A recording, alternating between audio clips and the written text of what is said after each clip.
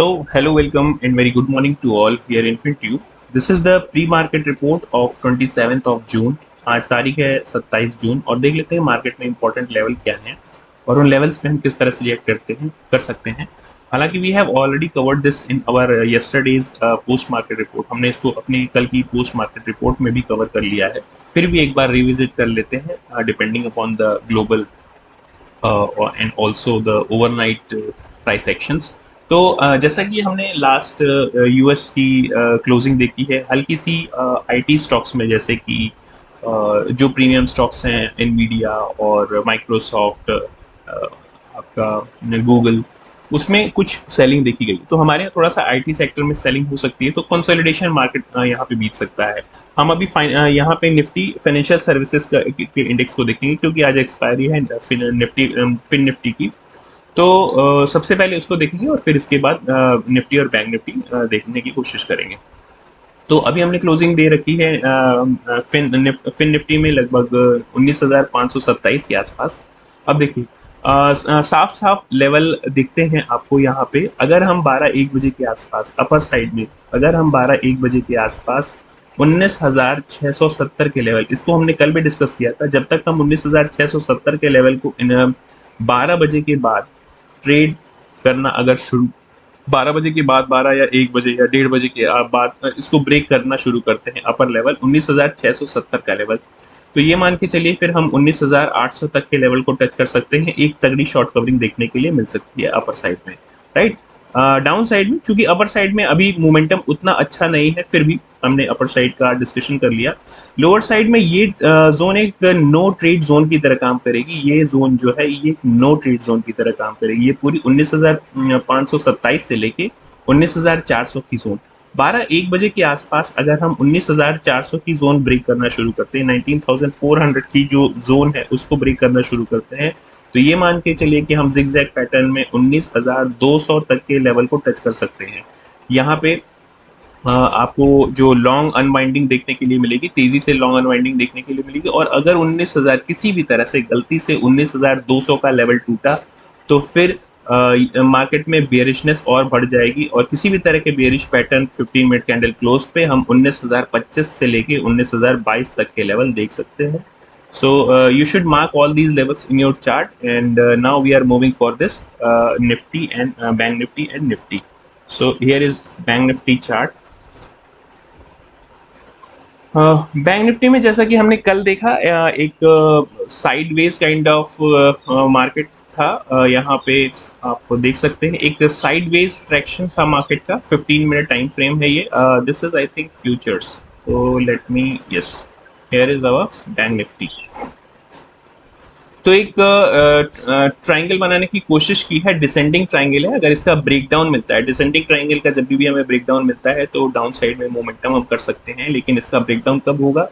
जब ये 43,540 की जो जोन है उसको ब्रेक करेगा ऑन डाउन साइड।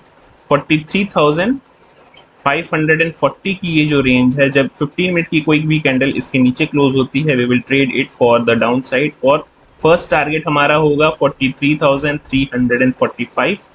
ये होगा हमारा फर्स्ट टारगेट, विच इज 345 से लेके 50 की जोन मान लीजिए। इसको एग्जैक्ट पॉइंट ना मान के आप एक जोन के रूप में मानेंगे तो आपके लिए ज्यादा बेहतर होगा। अब देखिए 43,350 की जो जोन है, 40-50 की जो जोन है, अगर ये 15 मिनट कैंडल इसके नीचे कोई क्लोज हो गई तो मार्केट बहुत ही बियरिश टेरिटरी में एंटर कर जाएगा और फिर हमारे लिए टारगेट, ये कुछ नए टारगेट्स हो जाएंगे जो कि 43,060 से लेके 42,950 तक।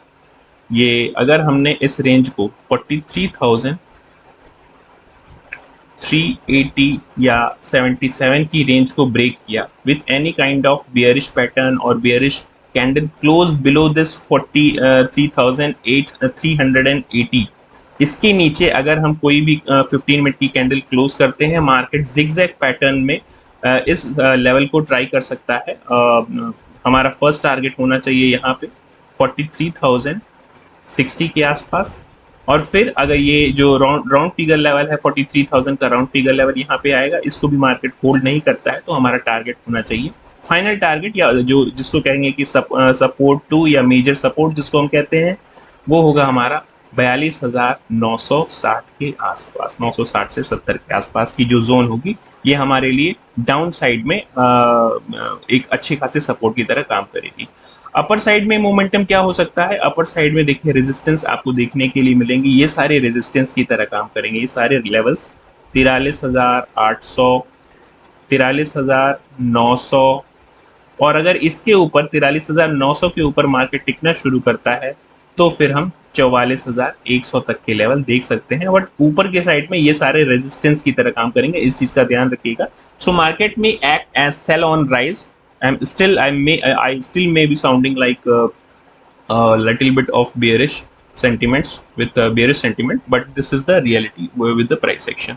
Now moving for this Nifty में एक अपर मोमेंटम हमने कैप्चर करने की कोशिश की थी। अपर मोमेंटम मीन्स कि निफ्टी का अभी लॉन्ग टर्म अगर देखा जाए तो निफ्टी का मेजर मोमेंटम अपसाइड है, लेकिन अभी जो शॉर्ट टर्म देखा जाए, इंट्राडे बेसिस पे देखा जाए तो ये कंसोलिडेट कर रहा है।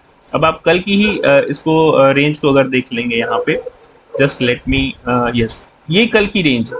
तो कल की पूरी रेंज हमने जो मार्केट में बिताई केवल 27 से 28, ये 25 पॉइंट हमने सिर्फ पॉजिटिव में क्लोज किए, विच इज वेरी कंसोलिडेटेड, और जिसको कहेंगे कि range bound market. Bank Nifty में भी सिर्फ 18 पॉइंट, और फिन निफ्टी में देखेंगे यहाँ पे 6 पॉइंट हमने जो क्लोज किया।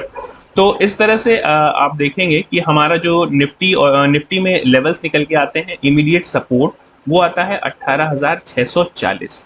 तो 18,640 के आसपास हमारा जो है 40 से लेके 45 का जो रेंज है, या 46 की जो रेंज है, ये हमारी एक सपोर्ट 1 की तरह काम करेगी, S1 की तरह काम करेगी, राइट, S1। इसको अगर हम ब्रेक करना शुरू करते हैं, 18,640 की रेंज को ब्रेक करना शुरू करते हैं with any candle closing below this 15 minute candle closing below this range, so हमारे पास टारगेट होना चाहिए 18,510 के आसपास। 18,510 से 11 के आसपास की जो रेंज है उसके लिए हमारा टारगेट होना चाहिए। और अगर ये 18,500 की भी रेंज मार्केट डिफेंड नहीं कर पाया तो ये मान के चलिए कि आपको बेरिशनेस और ज्यादा देखने के लिए मिलेगी, which may lead us towards this 18,200. First target should be 18,200। अगर ये 18,500 की रेंज किसी तरह से ब्रेक होना शुरू करती है, 480 की रेंज, 18,480 की रेंज ब्रेक होती है with any kind of 15 minute candle closing below this 18,480, तो हमारा फर्स्ट टारगेट होना चाहिए 18,200। मार्केट बहुत में बेयरिशनेस काफी ज्यादा देखने के लिए मिलेगी, 18,200 से लेके और 18,100 तक हम आज लेवल देख सकते हैं।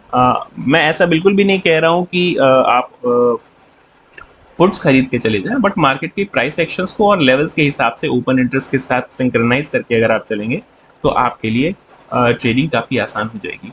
अपर साइड में ये सारे रेजिस्टेंस की तरह काम करेंगे लेवल्स, अगर आप इन सब लेवल्स को ध्यान में दें। ये 18,720, 18,007, just let me erase it,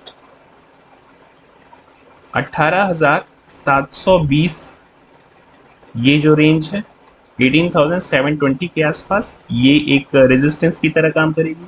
इसके बाद मार्केट में हमें जो रेजिस्टेंस, मेजर फर्स्ट रेजिस्टेंस देखने के लिए मिलेगा R1 जिसको हम बोलते हैं, ये होगा 18,800 का।